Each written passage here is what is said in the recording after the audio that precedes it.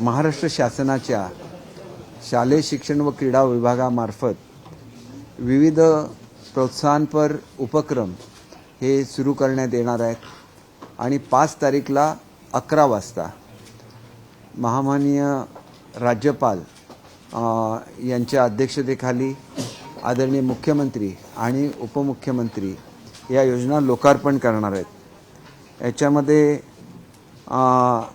या समारंभाचं उद्घाटन लोकार्पणाच्या प्रसंगी मुख्यमंत्री एकनाथजी शिंदे साहेब, देवेंद्रजी फडणवीस साहेब, अजितजी पवार साहेब हे तर उपस्थित असणारच, परंतु त्यांच्याबरोबर उच्च आणि तंत्र शिक्षण खात्याचे मंत्री श्री चंद्रकांतजी पाटील, कृषी खात्याचे मंत्री धनंजयजी मुंडे आणि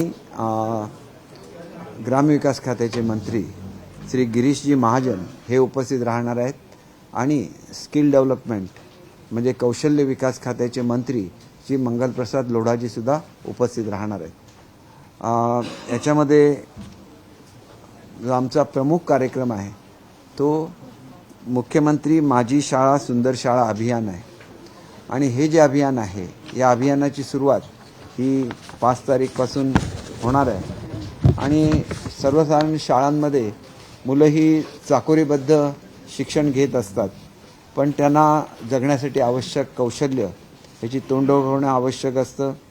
त्याचबरोबर हे स्पर्धात्मक अभियान आहे आणि त्याच्यामध्ये विशेषतः निर्णय प्रक्रियेतील सहभाग, स्वच्छता, पर्यावरण रक्षण, राष्ट्रीय एकात्मता, आरोग्य, आर्थिक साक्षरता, कौशल्य विकास इत्यादी महत्त्वपूर्ण बाबींवर आधारित उपक्रम राबवण्यासाठी शाळांना प्रोत्साहन मिळावे असा या एकंदरच याला आपण अभियान म्हणू शकता या अभियानाचा उद्देश आहे आणि त्याच्यामध्ये सर्व शाळा एकामेकाशी कॉम्पीट करतील।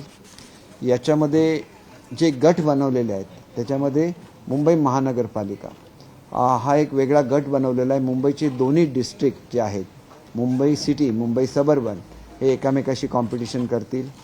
त्यानंतर सर्व कॉर्पोरेशन्स आहेत ते एकामेकाशी कॉम्पिटिशन करतील। या दोन्ही स्पर्धा या आपल्याला त्याला असं म्हणता येईल की ह्या डिव्हिजनल लेवलच्या ज्या हे असतात स्पर्धा त्याच्याशी इक्विव्हॅलंट यांचा स्टेटस असेल। इतर नगरपालिका आणि जिल्हा परिषदेच्या शाळा या एका कॅटेगरीमध्ये असतील, ग्रँटेबल स्कूल हे एका कॅटेगरीमध्ये असतील आणि प्रायव्हेट स्कूल हे एका कॅटेगरीमध्ये असतील। त्यानंतर ह्या सगळ्या स्कूलमध्ये सुद्धा डिस्ट्रिक्ट लेवलवर, डिव्हिजनल लेवलवर कॉम्पिटिशन होतील आणि ज्यावेळेला डिव्हिजनल लेवलची कॉम्पिटिशन झाल्यानंतर फायनलला ज्यावेळेला ह्या सगळ्या स्कूल येतील त्यावेळेला त्यांना राज्यस्तरावरची बक्षिसं देण्यात येतील।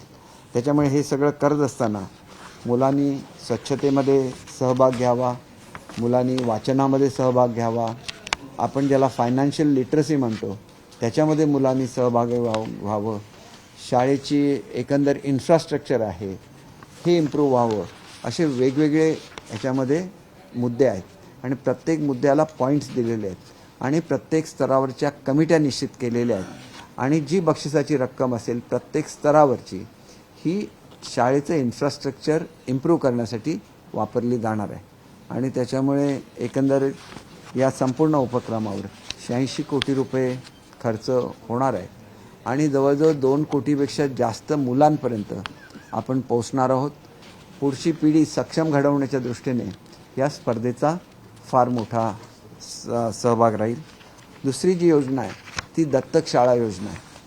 आपल्याकडचं जे स्कूलचं इन्फ्रास्ट्रक्चर आहे अशा काळामध्ये की शाळा प्रत्येक गावापर्यंत पोहोचल्या पाहिजेत म्हणून आपण अगदी प्रत्येक वाडीवाडीवर शाळांची स्थापना केली आणि जवळजवळ 75,000 ही गव्हर्नमेंट स्कूल्स आहेत आणि ह्याच्या इन्फ्रास्ट्रक्चरच्या बाबतीत आपल्याला त्यांना चांगल्या टॉयलेट्स दिल्या पाहिजेत, चांगल्या कंपाऊंड वॉल दिल्या पाहिजेत, शिकायला चांगले शिक्षणाचे वर्ग पाहिजेत, त्याच्यामध्ये कॉम्प्युटर लॅब्स पाहिजेत, त्याच्यामध्ये रोबोटिक्सच्या लॅब्स पाहिजेत, ह्या सगळ्या गरजा असतात आणि ह्या इन्फ्रास्ट्रक्चरमध्ये आपलं राज्य शिक्षणामध्ये खूप प्रगत आहे परंतु या इन्फ्रास्ट्रक्चरमध्ये ते कमी पडतं आणि त्याच्यामुळे इन्फ्रास्ट्रक्चरला जे मार्क असतात त्याच्यामध्ये आपल्याला सर्वसाधारणपणे 36 ते 40% दरम्यान गुण मिळत असतात आणि ह्याच्यामध्ये मोठ्या प्रमाणात जर इम्प्रूव्हमेंट झाली पाहिजे तर CSRचे जे पैसे आहेत त्या कंपन्यांनी शाळाच्या इन्फ्रास्ट्रक्चरवर पैसे गुंतवावे जेणेकरून ग्रामीण भागातल्या लोकांना, ग्रामीण भागातल्या आमच्या मुलांना चांगल्या प्रकारचं इन्फ्रास्ट्रक्चर अवेलेबल व्हावं अशी ही संकल्पना आहे. त्याचं लोकार्पण हे त्या ठिकाणी होणार आहे. आणि हे करत असताना कुठल्याही परिस्थितीत शाळांचं खाजगीकरण करण्याची ही योजना नाही आहे, इन्फ्रास्ट्रक्चर दुरुस्तीची आहे. आणि त्याच्यानंतर दुसरं जे अभियान सुरू होतं आहे ते महावाचन महोत्सव आहे. आपण सर्वसाधारणपणे 3री पासून मुलांनी शिक्षणाबरोबर वाचन करावं, हे आम्ही मुंबईमध्ये ऑलरेडी लॉन्च केलेली होती आणि महाराष्ट्र स्तरावर हे महावाचन अभियान सुरू होतं आहे.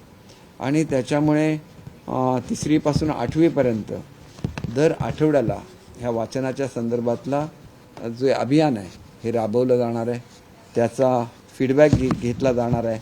आणि ह्याचं वैशिष्ट्य असं आहे की आपलं जे हायर अँड टेक्निकल एज्युकेशन आहे त्यांच्याकडे लायब्ररीज जवळजवळ 10,000 ते 12,000 लायब्ररीज, ज्या चांगल्या प्रतीच्या लायब्ररीज आहेत, या त्यांच्याशी संबंधित आहेत. यांचा शाळांशी लिंक करून दिलं जाणार आहे. आणि त्याच्यामुळे वाचन साहित्य हे त्यांना उपलब्ध होणार आहेत. जे वाचन साहित्य केंद्राच्या स्तरावर सिलेक्ट केलेलं आहे लहान मुलांना वाचण्यासाठी, ते आम्ही ऑलरेडी प्रिंट करून प्रत्येक शाळांना पाठवलेलं आहे. आणि त्याच्यामुळे महावाचन अभियान हे एवढ्यासाठी महत्त्वाचं आहे की ज्या देशामध्ये सर्वात जास्त वाचन पुस्तकांचं केलं जातं मुलांकडून, ते देश यांनी उत्कृष्ट सायंटिस्ट आणि उत्कृष्ट नोबेल पारितोषिक विजेते हे जगाला दिलेले आहेत. आणि त्याच्यामुळे वाचनाचं महत्त्व हे महाराष्ट्रातल्या मुलांना कळावं, त्यांनी अधिक वाचावं आणि महाराष्ट्रातली मुलं अधिक सक्षम बनावी, हा याच्या मागचा उद्देश आहे. आणि ह्या अभियान यशस्वी झालं तर निश्चितपणे शिक्षणाच्या क्वालिटीमध्ये ह्याचा फरक पडणार आहे. त्याच्यानंतर माझी शाळा माझी परसबाग याचंसुद्धा लोकार्पण हे 5 तारीखला होतं आहे. प्रत्येक शाळेला परसबाग ह्याच्यापुढे कंपल्सरी असणार आहेत. मुंबईमधल्या स्कूलना आपण टेरेसवर परसबाग करण्याचा एक प्रयोग राबवला आणि तो प्रयोग अत्यंत यशस्वी ठरला. आणि त्याच्यामुळे मुंबईतल्या शाळांना आपण जिल्हा नियोजन मंडळातून पैसे दिलेले आहेत परसबाग त्या ठिकाणी करण्यासाठी. परसबाग केल्यामुळे एकतर त्यांच्या मनामध्ये शेतीबद्दल आकर्षण निर्माण होईल, शहरातली ग्रीनरी वाढेल आणि पर्यावरणपूरक असा हा उपक्रम आहे. आणि त्याच्यामुळे केवळ मुंबईत नाही तर मुंबई असेल, पुणे असेल, औरंगाबाद असेल, नागपूर असेल, जी मेट्रो सिटीज आहेत त्याच्यामध्ये जागेची कमतरता असते. त्याच्यामुळे टेरेसवर ही मुलांना करण्यासाठी आवश्यक ते इन्फ्रास्ट्रक्चर उपलब्ध करून दिलं जाईल. याच्या संदर्भातला आमचा जो करार असेल हा कृषी खात्याबरोबर करार असणार आहे. आणि कृषी खात्याकडे एक पॅकेज असतं, ते काही पॅकेट्स देतात की ज्याच्यामध्ये अशा तऱ्हेच्या भाज्यांचं त्याच्यामध्ये बियाणं असतं. कृषी खात्याची मदत ही मोठ्या प्रमाणात याच्यासाठी घेतली जाणार आहे. काही आम्हाला प्रॅक्टिकल डिफिकल्टीज आढळून आलेल्या आहेत की काही ठिकाणी माकडांचा उपद्रव असतो आणि त्याच्यामुळे मुलांनी केलेल्या भाज्या या माकडंसुद्धा खातात. त्या ठिकाणी त्यांना नेट देण्याची व्यवस्था आम्ही करण्याचा विचार करतो आहे. आणि ह्याच्यामधून जो भाजीपाल्याचं उत्पादन होईल हे सगळं मुलांच्या मिड डे मीलमध्ये कशा तऱ्हेने वापरता येईल ह्याच्या संदर्भात आमचं संशोधन पूर्ण झालेलं आहे. त्याच्यामुळे न्यूट्रिशियस असं मिड डे मीलसुद्धा आम्ही देणार आहोत. मिड डे मीलमध्ये अंडी आठवड्यातून 1 अंडी देण्याची आम्ही प्रोव्हिजन केलेली आहे.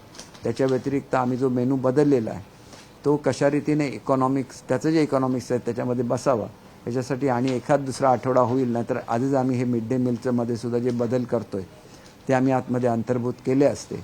परंतु मिड डे मीलमध्ये सर्वसाधारणपणे मुलांना खिचडी किंवा डाळ भात आणि भाजी वगैरे अशाच स्वरूपाचं दिलं जातं.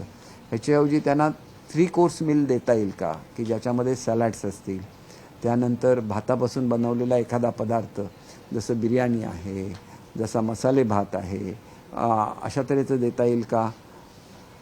त्यानंतर काही ठिकाणी त्यांना सोयामध्ये खूप प्रोटीन्स असतात ते द्यायचं. एखाद्या दिवशी ज्या दिवशी त्यांना अंड्याचा बिर्याणी देणार त्या दिवशी आपण जे व्हेजिटेरियन मुलं आहेत त्यांना केळं देण्याची आम्ही सूचना दिलेल्या आहेत, कारण त्याच्यामध्ये सुद्धा तेवढेच प्रोटीन्स असतात. आणि अशा तऱ्हेने करत असताना जेवणानंतर त्यांना एक गोड पदार्थ जो भातापासून बनवलेला आहे किंवा जो मिलेटपासून बनवलेला आहे असा एक गोड पदार्थ देण्याची सुद्धा आम्ही व्यवस्था करतो आहे लवकरच. आणि त्याच्यामुळे मिड डे मील हे ह्याच्या पुढच्या काळामध्ये अतिशय रुचकर असेल. फक्त कुठलीही योजना ही पूर्णपणे झाल्याशिवाय ती इंट्रोड्यूस करता येत नाही. त्याच्यामुळे आमचं 90% काम ह्याच्यावरचं पूर्ण झालेलं आहे. 10% आमच्या आहारामध्ये गूळ असेल किंवा साखर असेल याचा अंतर्भाव नाही आहे. परंतु मुलांना ते दिलेलं जो राईस असतो तो पूर्ण कन्झ्युम त्यांनी केला पाहिजे अशी माझी एक भावना आहे. अन्यथा ह्याचा मग मिसयूज केला जातो किंवा मार्केटमध्ये ते विकले जातं. हे जर थांबवायचं असेल तर मुलांनी ते कशा रीतीने इंटरेस्टिंग बनावं आणि ते कशा रीतीने त्यांनी कन्झ्युम करावं हे आपल्याला बघायला लागेल. आणि त्याच्यासाठी हा अत्यंत महत्त्वाचा उपक्रम आहे. आणि आपण जर किचन गार्डनच्या ह्याच्यामध्ये यशस्वी झालो तर अत्यंत न्यूट्रिशियस असं जेवण आपण आपल्या मुलांना देऊ शकू. अनेक आहार तज्ज्ञ हे ह्याच्यावर काम करत आहेत. ह्याची जी एक ट्रायल असते ती आम्ही नुकतीच घेतली आणि त्याच्यामध्ये अत्यंत सॅटिस्फॅक्टरी अशी ट्रायल होती. फक्त इकॉनॉमिक्समध्ये कसं बसवायचं, त्यानंतर आमची टेंडर प्रोसेस असते, त्याच्यामध्ये गूळ किंवा साखर हे पदार्थ नाही आहेत किंवा मिल्क हा पदार्थ नाही आहेत, ते कशा रीतीने आतमध्ये इन्क्लूड करायचं वगैरे ह्या टेक्निकल बाबी आहेत. त्याच्यामुळे माझी शाळा माझी परसबाग हा त्याच्या दृष्टीने महत्त्वाचा एक टप्पा आहे. आणि दुसरं म्हणजे स्वच्छतेचं महत्त्व खूप आहे. स्वतः पंतप्रधान महोदयांनी एक स्वच्छता अभियान राबवलेलं आहे. या पार्श्वभूमीवर स्वच्छता मॉनिटर नावाची स्कीम ही आमचं एज्युकेशन डिपार्टमेंट राबवत असतं. आणि ह्या ज्या स्कीमखाली अतिशय चांगला असा प्रतिसाद या स्कीमला मिळालेला आहे. आणि जवळजवळ आपल्या एकंदर जी मुलं आहेत त्याच्यापैकी 25% मुलं ही ऑलरेडी ह्याच्यामध्ये सहभागी होत आहेत. 100% मुलांनी ह्याच्यामध्ये सहभागी व्हावा म्हणून स्वच्छता मॉनिटर ही स्कीम संपूर्ण महाराष्ट्रामध्ये राबवली जाणार आहेत. ह्या स्कीममध्ये सुद्धा बक्षिसं असतात आणि ती बक्षिसं राज्यस्तरावरची असतात. मुलं कचरा टाकायला प्रतिबंध करतात. मुलांनी सांगितल्यानंतर कचरा टाकणारी लोक थांबतात आणि मुलांचं ऐकतात असा अनुभव आम्हाला आलेला आहे. आणि जे लोक सांगूनसुद्धा ऐकत नाहीत अशा लोकांचे व्हिडिओज मुलं व्हायरल करत असतात आणि त्याचासुद्धा दृश्य असा परिणाम हा महाराष्ट्रामध्ये दिसून आलेला आहे. आणि त्याच्यामुळे स्वच्छता मॉनिटर 2 ह्याचंसुद्धा लोकार्पण होणार आहे. तिसरी जी स्कीम आहे आम्ही महाराष्ट्रासाठी इंट्रोड्यूस करतो आहे पण त्याचं लोकार्पण उद्याच्या कार्यक्रमामध्ये होणार नाही. ती सेलिब्रिटी स्कूल नावाची स्कीम आहे. काही लोकांनी अशा व्हिडिओज ट्रेनिंगच्या तयार केलेल्या आहेत जिथं सेलिब्रिटीज आहेत की जे मोठे मोठे गायक आहेत. ते मुलांना गायनाची बेसिक नॉलेज हे व्हिडिओद्वारे देतात, इंटरनेटद्वारे देतात. त्यांच्यामध्ये कॉम्पिटिशन होईल आणि त्याच्यामध्ये जे विजेते असतील म्हणजे त्याच्यामध्ये गायन असेल, त्याच्यामध्ये ड्रामा असेल, त्याच्यामध्ये वक्तृत्व असेल, त्याच्यामधून कॉम्पिटिशनमध्ये जी मुलं राज्याच्या स्तरावर येतील त्यांना त्या सेलिब्रिटीज स्वतः शिक्षण देणार आहेत. म्हणजे महाराष्ट्रातल्या सेलिब्रिटीजचं मुलांशी एवढी नाळ जुळलेली आहेत की मोठे मोठे गायक ज्यांची नावं मी आता अनाऊन्स नाही करत कारण मग त्याच्यामधलं हे निघून जाईल, तर ते स्वतः मुलांना शिकवणार आहेत. तर मुलांना केवळ शिक्षण देऊन चालणार नाही तर त्यांच्यामध्ये हे जे काही गुण आहेत या गुणांनासुद्धा प्रोत्साहन द्यायला लागेल. आणि त्या दृष्टीने येत्या काही दिवसामध्ये आदरणीय राज्यपाल महोदय, मुख्यमंत्री, उपमुख्यमंत्री आणि इतर मान्यवरांच्या ह्याच्यामध्ये त्याचंसुद्धा लोकार्पण होईल. पण 5चा कार्यक्रम अतिशय महत्त्वाचा आहे आणि महाराष्ट्राच्या शिक्षणाला नवीन दिशा देणारा हा कार्यक्रम आहे. कारण इथं आपण इन्फ्रास्ट्रक्चरमध्ये जे कमी पडतोय तो गॅप आपल्याला भरून काढला तर महाराष्ट्राला पहिल्या क्रमांकावर येण्यापासून कोणीही रोखू शकणार नाही. आणि म्हणून या महत्त्वपूर्ण कार्यक्रमाला सर्वांनी उपस्थित राहावं अशी मी विनंती करतो. अनेक बिझनेस हाऊसेसना आम्ही निमंत्रण दिलेलं आहे. त्याच्याबरोबर ज्या बेस्ट स्कूल्स आहेत प्रायव्हेटमधल्या, एडेड आणि गव्हर्नमेंट सर्वांच्या प्रिन्सिपॉलना आम्ही बोलवलेलं आहे. राजभवनमध्ये मर्यादित दरबार हॉलची कॅपॅसिटी असल्यामुळे 50-50 प्रिन्सिपल्स या तिन्ही कॅटेगरीमधले येतील, 50 मुलं येतील कारण हा कार्यक्रम मुलांचा आहे. आणि त्याच्याचबरोबर अनेक जी महाराष्ट्रामधले लिडिंग कॉर्पोरेट्स आहेत त्यांना आम्ही बोलवलेलं आहे. त्यांचा चांगला रिस्पॉन्ससुद्धा मिळेल अशी माझी खात्री आहे. काही लोकांनी ऑलरेडी मुख्यमंत्री महोदयांच्याबरोबर चर्चा केलेली आहे आणि ॲडॉप्टेड स्कूल स्कीमला मदत करण्याचं मान्य केलेलं आहे. त्यांचेसुद्धा जर अशा मोठ्या प्रमाणात जे मदत करत आहेत त्यांचेसुद्धा सत्कार त्या प्रसंगी घेतले जातील. या प्रत्येक स्कीमचं छोटंसं प्रेझेंटेशनसुद्धा त्या दिवशी दिलं जाईल. आणि त्याच्यामुळे महाराष्ट्रातले सर्व ज्या शाळा आहेत या ऑनलाईनवर ह्या कार्यक्रमाचं प्रदर्शन केलं जाईल. आणि त्याच्यामुळे मुलांना, शाळांना मोठ्या प्रमाणात प्रोत्साहन मिळेल. आणि एकंदर जवळजवळ 87 कोटी रुपयाची बक्षिसं आपण या ठिकाणी मंजूर केलेली आहे. त्याच्यामध्ये आपलं जे जाहिराती वगैरे असतं ह्याचाच समावेश आहे. पण त्याच्यामधले 90% रक्कम ही बक्षिसांसाठी आहे. त्याच्यामुळे गाडगे महाराज स्वच्छता अभियानने महाराष्ट्रामध्ये जो बदल घडला तो या स्कीममुळे शालेय विद्यार्थ्यांच्या जीवनामध्ये घडेल अशी मी अपेक्षा करतो. महाराष्ट्रामधले सुद्धा जे सर्व नागरिक आहेत त्यांनी 5 तारीखला 11 वाजता ऑनलाईन हा कार्यक्रम बघावा अशी सर्वांना विनंती आहे. आणि त्याच्याचबरोबर एक अभिमानाची गोष्ट अशी आहे की 4 तारीखला आदरणीय पंतप्रधान महोदय हे सिंधुदुर्ग जिल्ह्यामध्ये येत आहेत आणि नेव्ही डे ते स्वतः अटेंड तर करणारच आहेत, परंतु पहिला नाविक राजा म्हणून छत्रपती शिवाजी महाराजांची जी ख्याती आहे त्याला समर्पक असा हा कार्यक्रम आहे. आणि त्या दिवशी छत्रपती शिवाजी महाराजांच्या पुतळ्याचं अनावरणसुद्धा हे आदरणीय पंतप्रधान महोदयांच्या हस्ते होतं आहे. ते सिंधुदुर्ग जिल्ह्यामध्ये होतं आहे. तो माझा तर स्वतःचा जिल्हा आहे. आणि त्याच्याचबरोबर आमचे केंद्रीय मंत्री राणेसाहेब, आमचे पालकमंत्री या ठिकाणी रवींद्रजी चव्हाण आणि इतर सर्वच मंत्री महोदय, स्वतः जिल्ह्याची सगळी प्रशासकीय यंत्रणा, कोकण डिव्हिजनचे सगळे अधिकारी आणि विशेषतः नेव्ही, की ज्यांना आपण नेहमी सॅल्यूट करतो की त्यांच्यामुळे आमच्या किनारपट्टीचं रक्षण होतं, ते सर्वजण येणार आहेत. संरक्षण मंत्र्यांनी या ठिकाणी यायचं मान्य केलेलं आहे. चीफ ऑफ नेव्हल स्टाफ हे सुद्धा त्या ठिकाणी येणार आहेत आणि त्याच्यामुळे अतिशय चांगला असा कार्यक्रम याच्यामध्ये महाराष्ट्राच्या सर्व जनतेने सहभागी व्हावं. ऑनलाईन त्याचंसुद्धा प्रदर्शन होणार आहे. दोन्ही कार्यक्रमाचं निमंत्रण सांगण्यासाठी मी मुद्दाम ह्या पत्रकार परिषदेचं आयोजन केलेलं होतं. दत्तक शाळा जी योजना आहे त्याच्यामध्ये आतापर्यंत किती कॉर्पोरेटने आपल्याला अप्रोच केलेलं आहे, किती कॉर्पोरेट? नाही, खरं तर लोकार्पण आमचं जरी GR निघालेलं असलं तरी लोकार्पण उद्याच होतंय, म्हणजे 5 तारीखला आपल्याला कळेल. परंतु एकाच मोठ्या ग्रुपने 5000 शाळांना आवश्यक इन्फ्रास्ट्रक्चर देण्याचं मान्य, आणि ती मोठी संख्या 5000 शाळा जर झाल्या तर प्रत्येक केंद्र स्तरावर निदान एक शाळा तरी अद्ययावत होईल की ज्याच्यामध्ये मुलांची इच्छा असते की आमच्या शाळेमध्ये सगळं असावं. कॉम्प्युटर लॅब असावी, रोबोटिक्स असावं, या बेसिक इन्फ्रास्ट्रक्चर आहे. आणि आमच्या शाळांची तशी परिस्थिती चांगली असते, परंतु कुठेतरी रूफ त्याचं डॅमेज झालेलं असतं. तर ते रूफ तयार करणं, त्याचं मैदान आहे हे करणं, सपाटीकरण करणं, कंपाऊंड वॉल बांधणं, टॉयलेट्स प्रत्येक शाळेत असतात परंतु त्या चांगल्या दर्जाच्या टॉयलेट्स असल्या पाहिजेत, मुलांसाठी वेगळ्या, मुलींसाठी वेगळ्या, आणि त्याची रंगरंगोटी असावी. शेवटी ग्रामीण भागातल्या मुलांच्या खूप मोठ्या अपेक्षा नसतात. बसायला चांगले बेंचेस असावे, इंटरॅक्टिव्ह टेलिव्हिजन तिथं असावे जेणेकरून ऑनलाईन शिक्षणसुद्धा तिथं होऊ शकेल. अशा ज्या बेसिक गरजा आहेत आणि त्यांनी एकाच वेळेला सगळा खर्च करावा अशी अपेक्षा नाही आहे. 5 वर्षाच्या काळामध्ये सावकाश ते खर्च करू शकतात. त्याच्यामुळे इमिजिएट जी आवश्यकता आहे ते लगेच करायचं आणि टप्प्याटप्प्याने ह्या सगळ्यांचं अपग्रेडेशन करायचं, म्हणजे किमान एका पंचक्रोशीमध्ये एक शाळा तरी एवढी अद्ययावत असेल की ज्याच्यामध्ये ताबडतोब मुलं शिक्षण घेऊ शकतील. आणि अशा तऱ्हेने जवळजवळ सगळ्याच शाळा, आमच्या 75,000 शाळासुद्धा आम्ही अपग्रेड करून घेतोय. जर समजा आम्हाला रिस्पॉन्स कुठेही कमी पडला तर आमचे मुख्यमंत्री, उपमुख्यमंत्री यांची एवढी तयारी आहे की राज्याच्या स्तरावरून एका वेळेला हा निधी उपलब्ध करून ह्या शाळा अद्ययावत कराव्या, जेणेकरून शाळांची परिस्थिती चांगली राहील, चांगलं शिक्षण आपल्याला देता येईल. आणि लोकांच्या मनामध्ये एक शंका आहे की या शाळा केल्यानंतर काही शाळांमध्ये पटसंख्या कमी आहे, त्या बंद होणार का? तर कुठल्याही परिस्थितीमध्ये ह्या शाळा बंद होणार नाहीत, कारण आता प्री प्रायमरी हे कंपल्सरी झालेलं आहे. आत्ताच माझी सुकाणू समितीची बैठक झाली आणि त्याच्यामध्ये आम्ही प्री प्रायमरीचा अभ्यासक्रम निश्चित करायला मान्यता दिलेली आहे.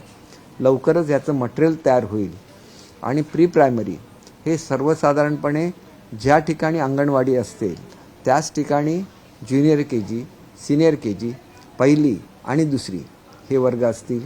आणि त्याच्यामुळे यालासुद्धा आपल्याला चांगलं क्वालिटी एज्युकेशन द्यायला लागेल आणि ही खूप मोठी जबाबदारी आहे. न्यू एज्युकेशन पॉलिसीचं हे वैशिष्ट्य आहे. आणि त्याच्याचबरोबर 3री ते 8वीचे जे वर्ग आहेत त्याच्यामध्ये व्यावसायिक शिक्षणसुद्धा द्यायला लागेल. 9वी 10वीला सुद्धा व्यावसायिक शिक्षण द्यायला लागेल. हे एक चॅलेंज आहे. आणि त्याच्यामुळे आता आम्ही जशी junior KG, senior KG, first आणि सेकंडचा अभ्यासक्रम तयार केलेला आहे, तसाच 3री, त्यानंतर 6वी, 9वी आणि 11वी या सगळ्यांचे अभ्यासक्रमसुद्धा नव्याने तयार केले जातील आणि टप्प्याटप्प्याने दरवर्षी त्याची नवीन पुस्तकंसुद्धा तयार होतील असं त्यांनी सांगितलेलं आहे. एक तुम्हाला महाराष्ट्राची ताकद अजून उमगलेली नाही आहे. सगळे बिझनेस हाऊसेस हे महाराष्ट्रामध्ये आहेत आणि दरवर्षी हजारो कोटी रुपये ते शिक्षण आणि आरोग्य या दोघांवर खर्च करत असतात. पण याचा थेट बेनिफिट हा मुलांपर्यंत का जात नाहीत, तर त्यांच्याकडून पैसे घेतले जातात आणि त्याचे वेगवेगळे प्रयोग हे आमच्या शिक्षकांवर केले जातात, आमच्या मुलांवर केले जातात आणि आम्हाला त्याचा काय उपयोग होत नाही. कारण ते सगळं शिक्षण म्हणजे काही खिचडी नाही, शिक्षण हे काय हॉचपॉच नाही. शिक्षणामध्ये बेसिक इन्फ्रास्ट्रक्चर पाहिजे, चांगले शिकवणारे शिक्षक पाहिजेत आणि त्याच्यासाठी सक्षम अशा यंत्रणा आमच्याकडे आहेत. आमच्याकडे डाएट कॉलेजेस आहेत, आमच्याकडे SCRT आहेत आणि ते पुरेसे सक्षम आहेत चांगला अभ्यासक्रम देण्यासाठी. त्याच्यावर प्रयोग करण्यापेक्षा मुलांपर्यंत जर ह्या सुविधा पोचवल्या, शाळेमध्ये गेला तर तिथं वर फॅनसुद्धा आपल्याला डोनेशनमध्ये मागायला लागतो, अशी काही शाळांची परिस्थिती असते. आणि जिल्हा परिषदा एवढ्या सक्षम नाहीत महाराष्ट्रातल्या की त्या पूर्ण जबाबदारी त्याची घेऊ शकतील. आणि त्याच्यामुळे जिल्हा नियोजन मंडळाचा निधी देण्याचं जरी शासनाने GR काढलेला असला तरी एका वेळेला सगळ्या शाळा घेणं शक्य नसतं. आणि त्याच्यामध्ये जर उद्योगपतींनी मदत केली तर अनेक लोक जे आदिवासी भागामध्ये राहतात, जे डोंगराळ भागामध्ये राहतात, तिथल्या शाळांना खूप मदत या निमित्ताने होऊ शकेल. तिथल्या मुलांना शिक्षणाची संधी मिळू शकेल. किती उद्योगपतींनी सर अप्रोच केलेलं आहे याची? नाही, आता तर आम्हाला एकानेच केलं, त्यांनी 5,000 म्हणजे ते मुख्यमंत्र्यांनी केलं, मला केलेलं नाही आहे. कारण ही मोठी हे आहे आणि त्याच्यामुळे मला असं वाटतं की इतरांचं त्याच्यापासून प्रोत्साहन घेऊन 50 कोणी 100 घेतल्या तरी पण तेवढ्या शाळा इम्प्रूव्ह होतील.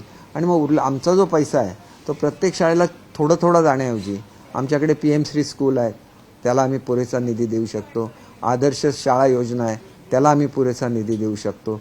त्या स्कूल अधिक ह्या स्कूल धरून एक चांगल्यापैकी मोठी अशी शाळांची 75,000 पैकी आपण पहिल्या टप्प्यामध्ये जरी अगदी 20% जरी धरल्या तरी त्या 15,000 शाळेच्या आसपास त्या होतील असं मी गृहीत धरतो. एका बाजूला आपण विद्यार्थी, समजा शिक्षण आणि शाळा ह्या सगळ्या सुधारण्यासाठी आपले जे प्रयत्न केले, दुसऱ्या बाजूला आझाद मैदानावरती महाज्योतीचे विद्यार्थी जे ते मागच्या जवळपास महिन्याभरापासून आंदोलन करत आहेत आणि 2 वेळा जेव्हा मागच्या वेळी जे तुम्हाला भेटले तेव्हा तुम्ही त्यांना असं म्हणालात की PhD करून तुम्ही काय करणार आहात. तर तुमच्या या हे विचारावर नेमके मला आपल्याला त्यांनी एवढं व्यक्त सांगायचं केलं आहे, रोष सगळेच व्यक्त करतात आणि त्यांनी तसा रोष व्यक्त करावा. मला काही त्याच्यामधून माझं काही होत नाही. रोष कशासाठी व्यक्त करायचा? रोष तुम्हाला जर चांगलं सांगितलं, चांगला उपदेश केला तर रोष व्यक्त करावा का? बघा, माझ्याकडे अशा अनेक हे आले विद्यार्थी ज्यांना एरोनॉटिक्समध्ये शिक्षण घ्यायचं आहे. फ्रान्स ही एरोनॉटिक्समध्ये सर्वोत्कृष्ट संस्था आहे. PhDवर जेवढा आम्ही खर्च करतो तेवढाच जर एरोनॉटिक्सवर केला तर मेक इन इंडियाप्रमाणे विमानं तयार व्हायला सुरुवात होईल. मला किती PhDंची गरज आहे, मला किती D.Ed स्टुडंट्सची गरज आहे, तेवढ्याच लोकांनी D.Ed केलं पाहिजे. PhDने तुम्हाला काय मिळतं? तुम्हाला कॉलेजमध्ये नोकरी मिळते, परंतु कॉलेजमध्ये नोकऱ्या किती आहेत? तेवढ्या स्टुडंटनी PhD करावं, त्याच्याऐवजी त्यांनी एरोनॉटिक्समध्ये काम करावं, त्यांनी उच्च दर्जाची शिक्षण घ्यावं असं त्यांना म्हणणं. ह्याच्यामध्ये चुकीचं काय? काही बोलायचं. कालसुद्धा मी तुम्हाला उदाहरण दिलं, माझी आता तुमच्याशी हे सुरू आहे, त्याला मध्ये येऊन बोलणं हा फक्त चुकीचं आहे. बाकी कोणाचं उत्तर देताना आता तुम्ही PhDचं सांगितलं, मी PhDच्या संदर्भात सांगितलं. जेवढ्या PhDची गरज आहे त्याच्यापेक्षा जास्त PhD केले. मी आज 30,000 लोकांची भरती करतोय महाराष्ट्रामध्ये आणि अर्ज किती आहेत? 2.5 लाख मुलं बसलेली आहेत. मग उरलेली 1,80,000 मुलांमध्ये असंतोष होणार. मी 30,000 फर्स्ट टाइम महाराष्ट्राच्या हिस्ट्रीमध्ये 50,000ची भरती पहिल्यांदा होते, त्यातली 30,000ची भरती मी आता करतोय, तरी पण असंतोष होणारच ना. आणि त्याच्यामुळे त्यांना किती लोकांना PhD द्यावं हा त्यांच्या डिपार्टमेंटचा प्रश्न आहे. तर हा काय स्कूल एज्युकेशनशी संबंधित प्रश्न नाही आहे. माझ्याकडे काय समाज कल्याण विभाग नाही आहे. त्यांना समाज कल्याण विभागाने एक निर्णय घेतलेला आहे की सर्व कॅटेगरीतल्या लोकांना समान न्याय द्यायचा. ते OBC असून दे, ते शेड्यूल कास्ट असून दे, ज्या कॅटेगरीमध्ये, ते आदिवासी असून दे. मग तो एक त्यांचा अधिकार असतो किती मुलांना द्यायचा.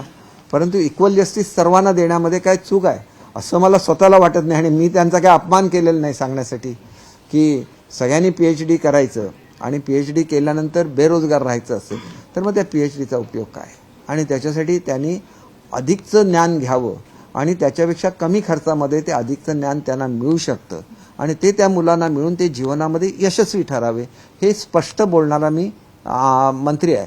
हे बोलण्यामध्ये काय चूक असेल तर महाराष्ट्राच्या जनतेने ते ऐकावं आणि त्याच्यावर जनतेने निर्णय घ्यावा.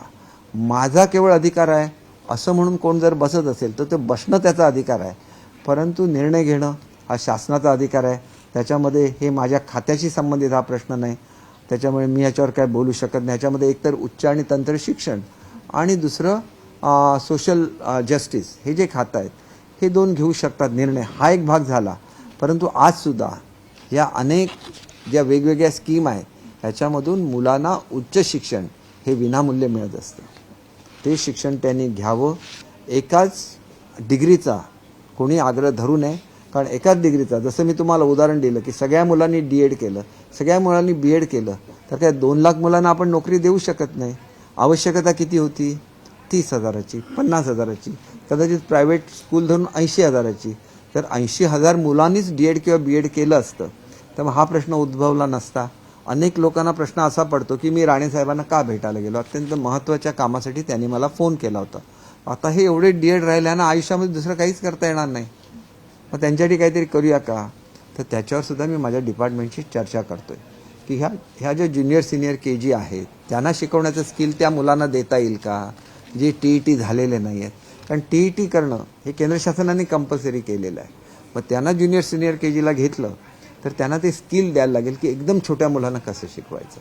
त्याच्यामधून सुद्धा अनेक मुलं जी त्यांच्या गावाच्या पातळीवर राहतात तिथं त्यांना ते कमी पगारामध्ये सुद्धा अनेक D.Ed लोकांनी रत्नागिरीला 9,000 रुपयावर काम केलेलं आहे.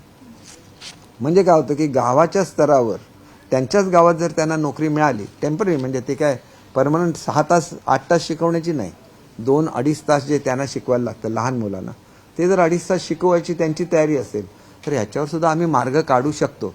परंतु त्यांनी म्हटलं तर रेग्युलर शिक्षकांचा पगार आम्हाला आमच्याच गावात राहून द्या, तर मग ह्याच्यावर लागणार नाही. म्हणून त्या दिवशी जी मुलं आली होती त्यांच्याशी चर्चा केल्यानंतर त्यांचं मत असं होतं की आम्हाला आमच्या गावामध्येच जर नोकरी मिळत असेल आणि छोट्या मुलांना शिकवायचं असेल तर आम्हाला सुरुवातीला तुम्ही एवढा मानधन दिलं, त्याला काय पगार म्हणता येणार नाही कारण ते 2.5-3 तासाचंच टीचिंग आहे.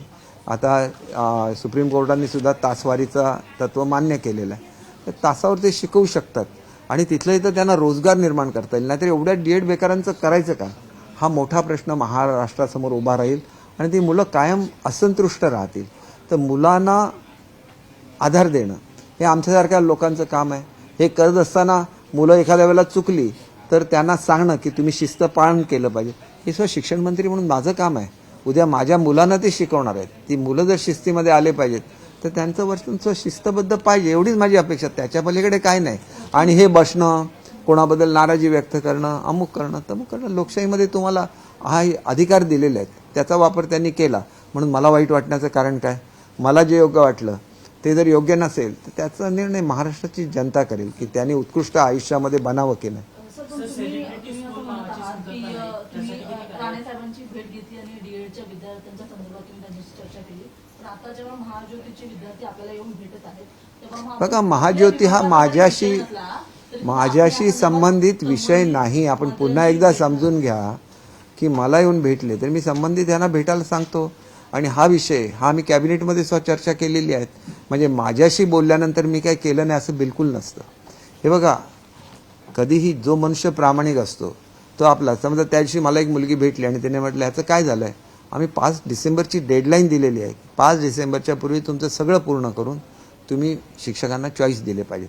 मुलीचं काम मी केलं, परंतु माझ्या पत्रकार परिषदेमध्ये येऊन जर कोणी बेशिस्त वर्तन करत असेल तर ते सांगण्याचं सुद्धा काम केलं आणि मी हे करत राहीन. कारण शिस्त ही पाळलीच पाहिजे, प्रत्येकाने शिस्त पाळली पाहिजे. आणि मला शिक्षकांबद्दल अतिशय आदर आहे. म्हणून जसं डॉक्टरच्या गाडीवर DR लिहिलेलं असतं तसं टीचरच्या गाडीवर TR लिहिण्याच्या संदर्भात मी आमच्या सचिवांकडे प्रस्ताव दिलेला आहे की ती गाडी कोणी वाटेत अडवता कामा नये, त्याला रिस्पेक्टफुली वागवलं पाहिजे.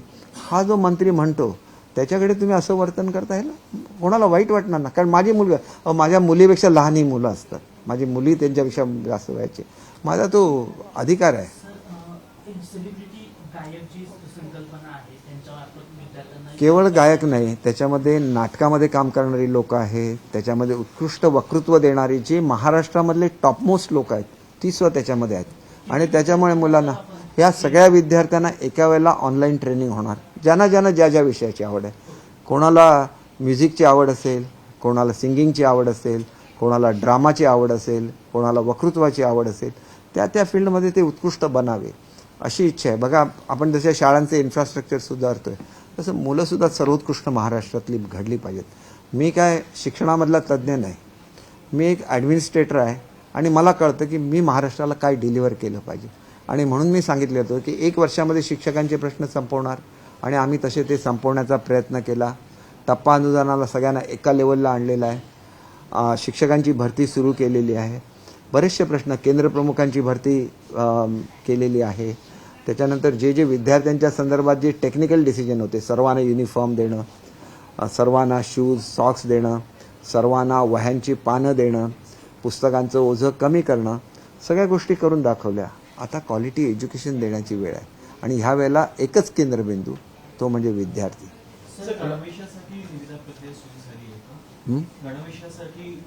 गणवेश आता असं आहे की गणवेशाच्या संदर्भात ज्या कॉन्ट्राव्हर्सीज येतात त्याला मला एकच सांगायचं आहे की याच्या पुढच्या काळामध्ये महिला बचत गटच ते करणार आहेत. त्याच्यामुळे आम्ही महिला बचत गटांना काम देतोय आणि ते काम देताना महिला आर्थिक विकास महामंडळ आणि दुसरं एक कॅडर आहे ज्याला NRLM म्हणतात, म्हणजे ह्याला ती नॅशनल हे आहे, रुरल लाईव्हलीहूड मिशन असतं. त्या NRLMच्या आणि महिला उद्योग याच्यामार्फत महिलांना ट्रेनिंग दिलं जाणार आणि याच्यापुढे शिलाईचं सगळं काम त्यांना दिलं जाईल.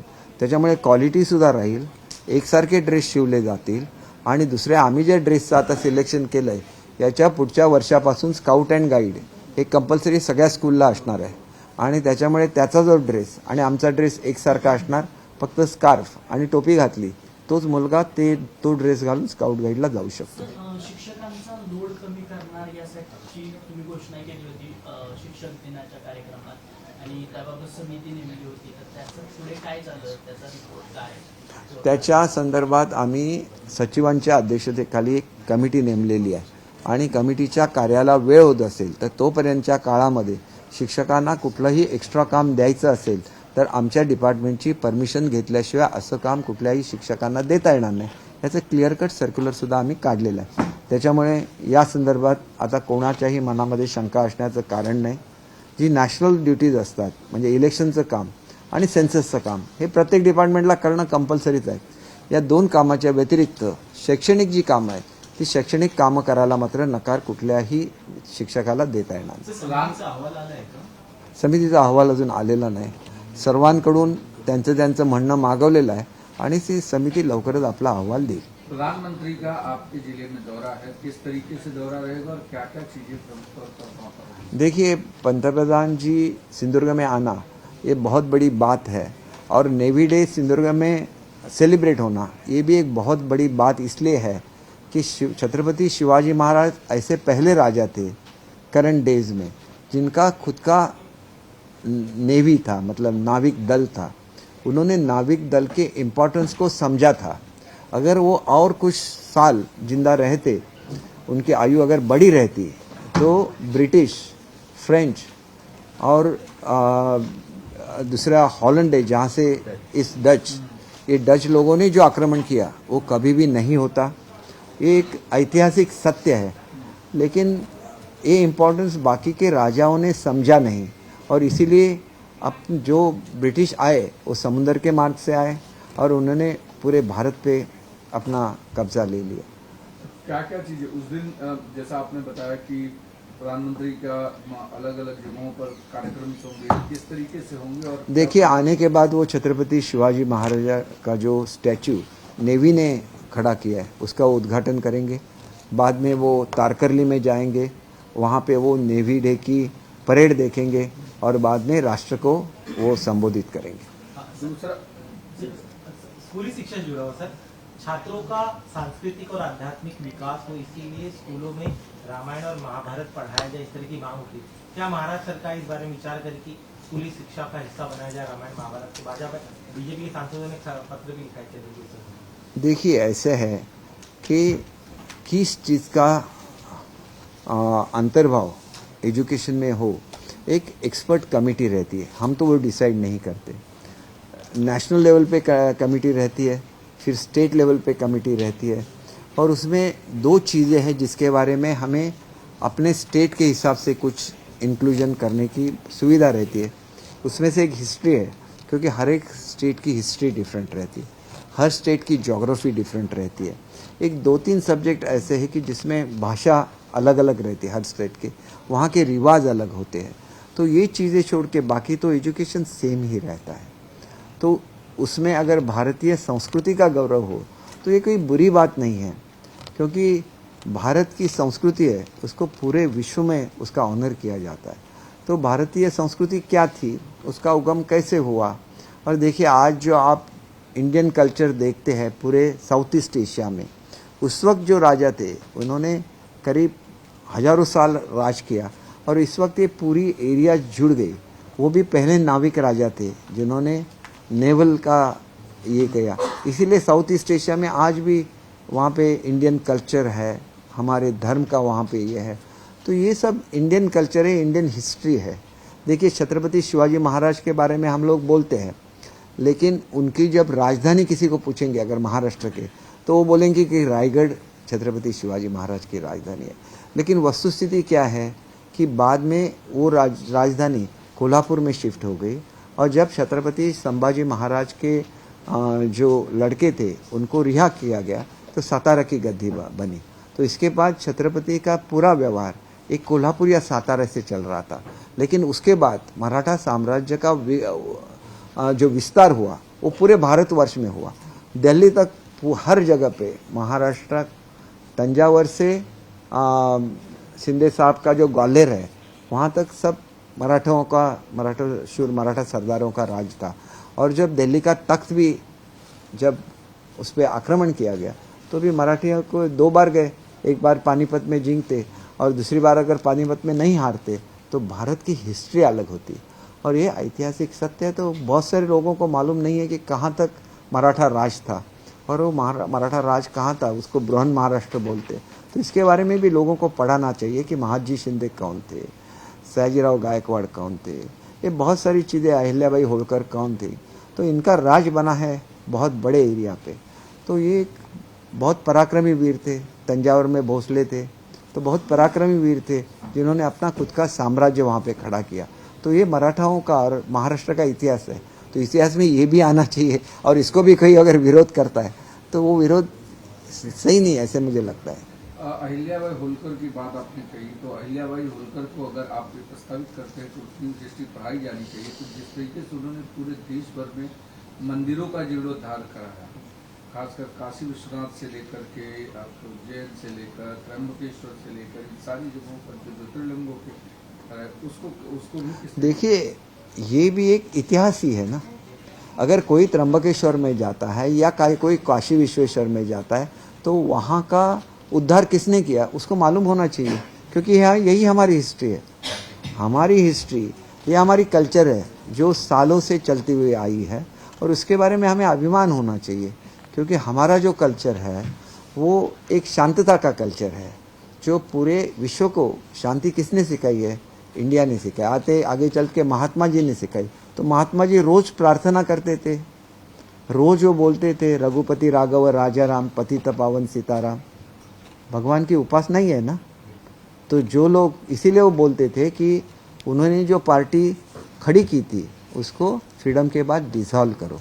इसीलिए उन्होंने बोला कि उनको मालूम था कि आगे चल के इनको होट्स लगेंगे और होट्स के लिए कुछ भी करेंगे, मेरे सब तत्वों को छोड़ देंगे। उनको मालूम था, इसलिए उन्होंने बोला था। ये भी ऐतिहासिक सत्य है। अगर मैं ये किताब में लिखूंगा तो लोग ऑब्जेक्शन लेंगे, लेकिन सत्य तो है। इसलिए मैं बोलता हूँ कि इसके लिए मत डरिए।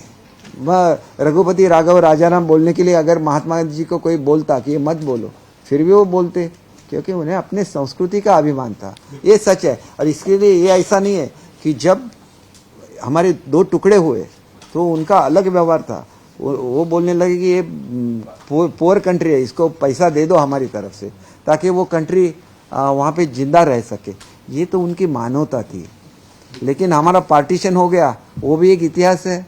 और लोगों को, यंग जनरेशन को क्या मालूम है कि हमारा इंडिया कैसे हो गया।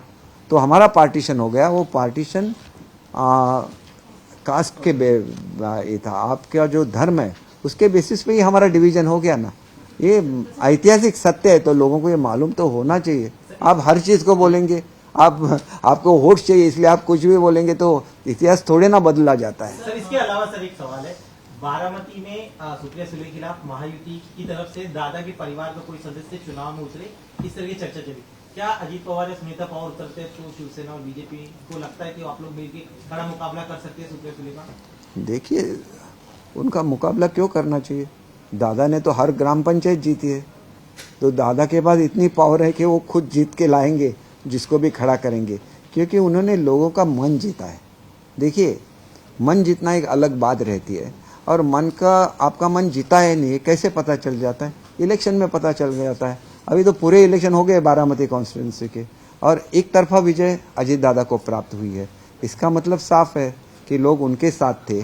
और देखिए, आप पीछे की इसका एग्जाम्पल लीजिए, सुप्रिया सुले पीछे जब ये हो रही थी तब बारामती ने उनको 1.5 लाख का मताधिक्य दिया, अजीत दादा ने ही दिया ना। तो अच्छी तरह से वो 60,000 कुछ ऐसे वोट से जीत गया, मुझे अभी पक्का मालूम नहीं है। तो एक दादा का एक कनेक्ट है आम लोगों के साथ, वो कनेक्ट तो रहेगा और उसका इफेक्ट भी इलेक्शन में मिलेगा, ऐसे मुझे लगता है। हालांकि इनका अंदरूनी मामला है, अगर वो उनको सपोर्ट करना चाहिए और वो अगर दादा की तरफ से खड़ा होनी चाहिए तो उनका निर्णय रहेगा, हम उसमें क्या बोले। लेकिन जिस तरीके से एससीएफचा आराखडा प्री प्रायमरीचा तुम्ही आणता, पण पुढच्या वर्षीपासून प्री प्रायमरीला एनईपी नुसार शिक्षण लागू होईल. तर मला त्यात एक विचारायचं आहे की सध्या प्री प्रायमरीचे जे स्कूल आहेत त्यात 3 वेगवेगळ्या डिव्हिजनमध्ये प्रायव्हेट स्कूल चालतात. तर आपले स्कूल एकाच वर्गात आपल्या या अंगणवाड्या टाईपच करतील की आपण 3 वेगळे वर्ग? नाही, याच्यामध्ये असं आहे की 42,000 अशा स्कूल्स आहेत, साधारण 42,000, 40,000पेक्षा जास्त आहेत, की ज्याच्यामध्ये अंगणवाडी आणि प्रायमरी एकत्र आहे. त्या कशा रीतीने प्रमोट करायच्या, ह्या पहिल्या स्टेजमध्ये आपल्याला त्याच्यावर कॉन्सन्ट्रेट करायला लागेल. आणि दुसऱ्या स्टेजमध्ये जिथं आमच्या प्रायमरी स्कूल आहे तिथं अंगणवाडी कशी आणता येईल ह्याच्यावर विचार करायला लागेल. कारण ही खूपच छोटी मुलं असतात, त्यांना ट्रान्सपोर्ट हे करता येणार नाही. कारण 3री मुलांना स्कूल बसेस देऊन, कारण ग्रामीण भागामध्ये डिस्टन्स जास्त असतं, त्यामुळे पहिली प्रायोरिटी ही राहील 42,000 शाळांमध्ये करा नंतर. आणि जर एकाला सगळ्या शाळांमध्ये करू शकलो तर आनंद आहे, परंतु ती संख्या लाखाच्या आसपास आहे. एक सवाल जो आपने 3 वर्ग वेगवेगळे होणार प्री प्रायमरीचे? प्री प्रायमरीमध्ये सध्या जे आहे ते नर्सरी म्हणून राहील आणि ज्युनियर KG आणि सिनियर KGला शिकवायला लागतं, कारण तो अभ्यासक्रम आहे, ते एज्युकेशनशी रिलेटेड, त्यामुळे ते एज्युकेशनमध्ये येईल. आणि प्री प्रायमरी जी आहे ती महिला आणि बालकल्याणला त्यांना शिकवलेलं असतं की त्या मुलांना कसं शिक्षण द्यायचं. ते स्कूल एज्युकेशन देऊ शकणार नाही, कारण त्याच्यासाठी ते ट्रेंड नाही आहे. पण सर, त्यासाठी नवीन पद आपण निर्माण करणार की अंगणवाडीचे जे शिक्षक किंवा हे आहे? नाही, मुळात आपण असं म्हणत होतो की त्यांनाच ट्रेनिंग द्यायचं, परंतु त्यांच्याकडे ते एज्युकेशनल क्वालिफिकेशन नाही आहे. आपल्याला किमान DED, प्रायमरीसाठी किमान DED झालेले असायला लागतील. आणि त्या DEDला TET अजून कंपल्सरी केंद्र शासनाने केलेली नाही आहे. त्याच्यामुळे 2012मध्ये वगैरे जे DED झालेले आहेत त्यावेळेला TET ही परीक्षाच नव्हती. त्याच्यामुळे अशा विद्यार्थ्यांचा विचार करता येईल का, आणि तो विचारसुद्धा अशाच वेळेला करता येईल की त्यांनी तासिका तत्वावर जर आपल्याच गावामध्ये काही आपल्याला नोकरी नाही त्याच्याऐवजी एवढा पगार मिळाला तरी चालेल, ही जी भावना मला सिंधुदुर्गमध्ये बोलून दाखवली, ती जर सर्वांनाच मान्य असेल तर त्याच्यावर मी विचार करू शकतो. अन्यथा एवढा मोठा फायनान्शियल बोजा हा मी राज्यावर घेऊ शकणार नाही, कारण आजसुद्धा राज्याचं जे एकंदर इन्कम आहे ह्याच्यातला 45% पैसे हे माझ्या एका डिपार्टमेंटवर खर्च होतात. एवढा खर्च आम्ही करतो. एक सवाल ये है कि आपने आज जो 2 प्रमुख निर्णय लिए हैं, पहला स्कूलों को जो जिस तरीके से किसी न किसी के तरीके से दत्तक लेने की जो योजना है, इसको क्या विपक्ष के लोग ये नहीं कहेंगे कि आप जानबूझ के सरकारी स्कूलों को प्राइवेटाइजेशन का क्या सवाल है? इसमें टीचर्स हमारे रहेंगे, मैनेजमेंट हमारी रहेगी, सिर्फ इंफ्रास्ट्रक्चर वो डेवलप करके देंगे और उनका नाम भी रहेगा वहाँ पे. हम लोग उनको कुछ भी अधिकार नहीं दे रहे हैं. उनका अधिकार यही है कि अच्छी शिक्षा देने के लिए जो भी प्राविधान है, जो भी सुविधा है वो अवेलेबल करके दे रहे, तो हमें उनकी तरफ एक आदर की भावना रखनी चाहिए. सिंगिंग को लेकर के क्योंकि एक आपने कहा कि महाराष्ट्र के स्कूलों में जो है वो जो फेमस सिंगर्स हैं या आर्टिस्ट हैं किसी तरीके से, वो किस तरीके से ये क्या है, ये एक ऐप बना है कि कई लोगों ने कि जो सेलिब्रिटीज़ है वो ऐप से सिखाते हैं, उसमें कंपटीशन रहेगा और जो बच्चे फाइनल में आते हैं उनको सेलिब्रिटी खुद ट्रेनिंग देंगे. ये लगाव है उन सेलिब्रिटीज़ का towards the students of Maharashtra, क्योंकि आपको मालूम है कि पूरा जो चित्रपट सृष्टि है वो महाराष्ट्र में है, जिसको बॉलीवुड बोला जाता है. तो वो एक अटैचमेंट है स्कूली बच्चों के लिए. अगर वो अच्छा उपक्रम लेते हैं तो हम उसका स्वागत भी करते हैं. सर, एक महत्त्वाचा प्रश्न, 2004 पासून ते 2000 अगदी म्हणजे 23च्या 2 जुलैपर्यंत शरद पवार हे वारंवार भाजपमध्ये म्हणजे शरद पवारांचा एकूणच राष्ट्रवादी वारंवार भाजपमध्ये येण्याचा प्रयत्न करत होती. असं 2 दिवसाची जी राष्ट्रवादी अजित पवार गटाची जी सभा झाली कर्जतमध्ये, त्यामध्ये अनेक वेळा त्यांनी असे संदर्भ दिले आणि ते सगळे आरोप आज शरद पवारांनी पुण्याच्या प्रेस कॉन्फरन्समध्ये फेटाळून लावले. या दोन्ही आरोपांकडे कसं बघतात तुम्ही? हे बघा, हे राष्ट्रवादीचा अंतर्गत प्रश्न आहे.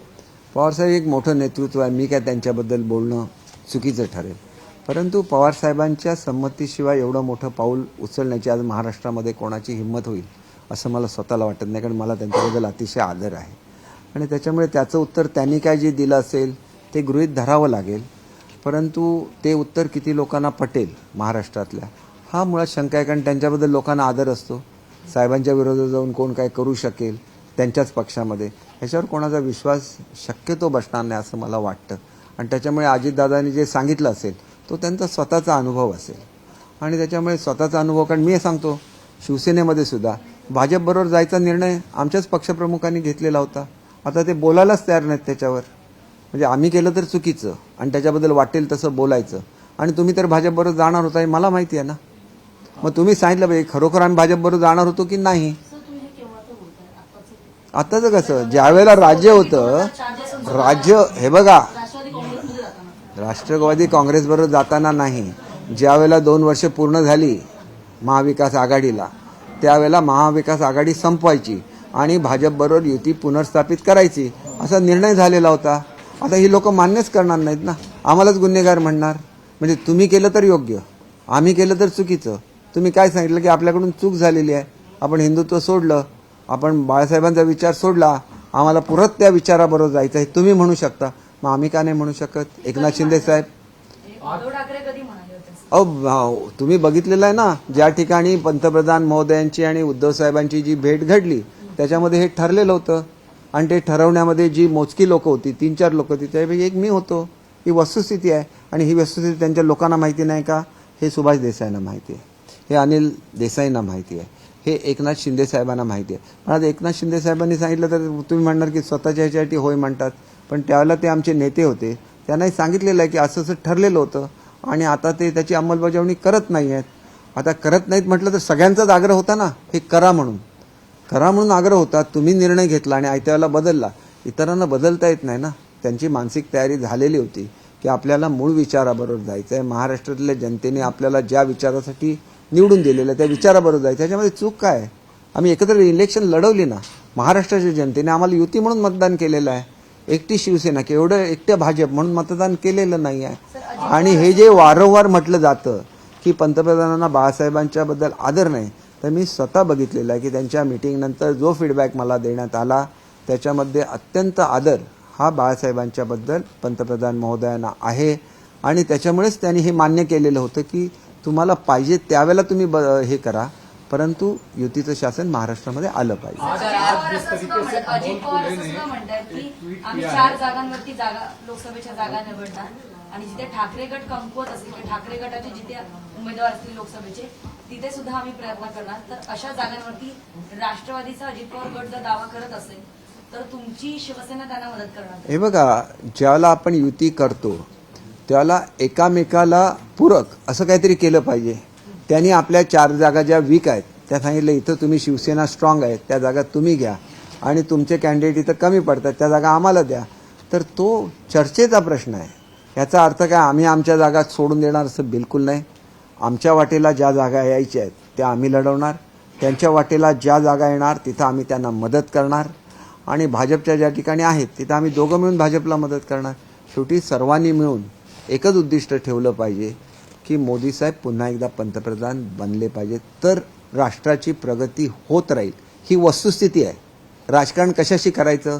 जातीमध्ये तेढ आणून मतं मिळवणं हे राजकारण आहे की भारताला 2ऱ्या क्रमांकावर किंवा 3ऱ्या क्रमांकावर न्यायचं आहे? ही वस्तुस्थिती आहे. ह्याचा एकदा विचार केलाच पाहिजे. आणि नाही करत असाल तर राजकारणामध्ये शेवटी राहिलं काय? देश हा सगळ्यात मोठा आहे. मराठीमध्ये होऊन जाऊ देत. एक मिनिट, त्यांना हे देखिए हमारा एक ही उद्दिष्ट है. भारत आज प्रगति कर रहा है और देश के पंतप्रधान मोदी जी ही रहने चाहिए. ताकि भारत प्रगति करे।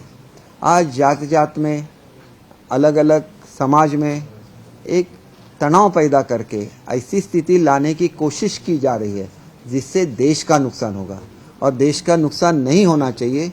ये हमारी पॉलिसी है और इसीलिए मोदी साहब को वापस जिताना है। इसलिए जो भी करना है, जो भी एडजस्टमेंट करना है हम करेंगे, लेकिन अच्छी जीत प्राप्त करके देंगे। आपस में बिल्कुल नहीं लड़ेंगे। अजित पवार असं म्हणतात की मार्चमध्ये लोकसभेची आचारसंहिता लागेल. तुमच्यापर्यंत काय माहिती मिळते लोकसभेची? नाही बघा, ते स्वतः उपमुख्यमंत्री आहे, त्यांना माझ्याविषयी जास्त माहिती असणार की नाही. आमचे मुख्यमंत्री आहेतच, परंतु आमचे मुख्यमंत्री कुठल्याही उपमुख्यमंत्र्यांनी दिलेल्या स्टेटमेंटच्या विरोधात स्टेटमेंट देत नाही.